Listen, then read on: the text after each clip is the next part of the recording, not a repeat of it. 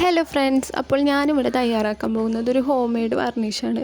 അപ്പോൾ നമ്മൾക്ക് അതിന് വേണ്ടത് എന്തൊക്കെയാണെന്ന് നോക്കാം. അപ്പോൾ ഞാനിവിടെ ഒരു ബൗളിലേക്ക് കുറച്ച് വെള്ളമൊന്ന് ആഡ് ചെയ്ത് കൊടുക്കുന്നുണ്ട്.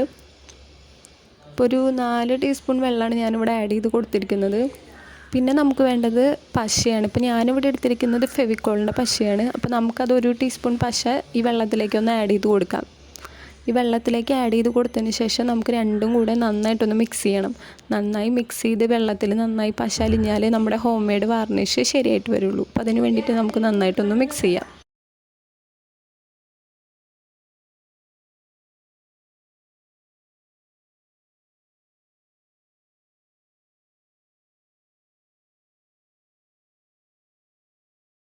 അപ്പോൾ നമ്മുടെ ഹോം മെയ്ഡ് വാർണിഷ് ഇവിടെ ശരിയായിട്ട് വന്നിട്ടുണ്ട്. അപ്പോൾ നിങ്ങളെല്ലാവരും ഒന്ന് ട്രൈ ചെയ്ത് നോക്കുക.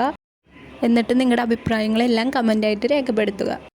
അപ്പോൾ നിങ്ങൾക്ക് എൻ്റെ വീഡിയോ ഇഷ്ടമായെങ്കിൽ ലൈക്ക് ചെയ്യുക, സബ്സ്ക്രൈബ് ചെയ്യുക. തൊട്ടപ്പുറത്തുള്ള ബെല്ലൈക്കണും കൂടെ അമർത്തിയാൽ ഞാനിടുന്ന വീഡിയോ അപ്പോൾ നിങ്ങൾക്ക് നോട്ടിഫിക്കേഷനായി ലഭിക്കുന്നതാണ്. അപ്പോൾ ബൈ.